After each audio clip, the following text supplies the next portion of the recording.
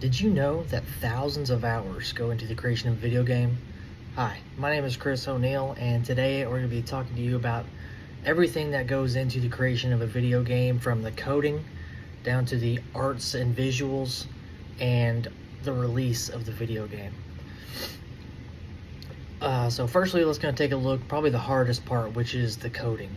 Coding can be, there's many styles of coding you can do, whether it's you're using JavaScript, or you're using Python, HTML. There's so many you can use, and it all comes down to really just what you want to use, what kind of style game you want to make. There's a very good website you can look at from codeacademy.com. It's an article called The 7 Most Popular Programming Languages of Game Development. It's a very good article. They go over the 7 best ones that they've seen, and you can look at it and kind of use that to judge based off of what you would want to learn. Now that you know about coding, we're going to move on to another challenging aspect, and that aspect is the visual arts. Visual arts, anybody can't just get on here and take what's in their mind and put it on paper or on a screen. I take it from myself. I've tried. It's very hard. I'm not a very artistic person. But there's good things that are about that. Is there are so many people out there that specialize in just visual arts, and they specialize in graphic design. And so if you don't want to tackle that yourself, you just you contract it out to one of those people. So you can also use from GameDesignSkills.com. There's what does a video game artist do and how to become one. It's you can look in there and see all the ins and outs of what they do and their kind of hierarchy, where they are in the pecking order as far as the video game goes, and even how to kind of break into the industry if you want to.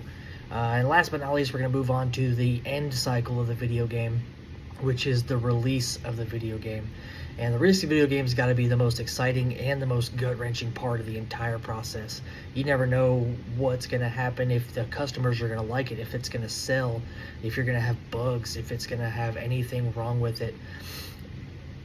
And so that's it's so hard. Even like the game developers, it's probably their worst time because they are just so high stressed, and there's so many what ifs that are going through their mind, and what needs to happen prior to the release. There's a bunch of stuff that needs to happen prior to the release. You got pre-marketing, you got pre-launch, you got your testing. Is where all your testers go through and they test the game to make sure that they can find any bugs early on and offer fixes of how to to fix the bug and things like that. And the pre-launch marketing, which you got ads, commercials, trailers, all kinds of stuff like that, and demos.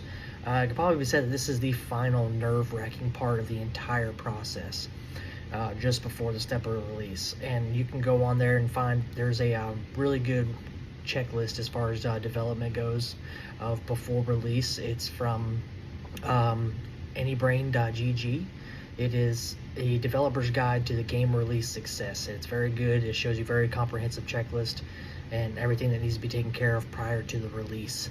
So as you can tell, this is just a short list of information. There is so much more that goes into a game than just those 3 topics. I feel like those are just the 3 biggest topics, and it's no walk in the park, honestly.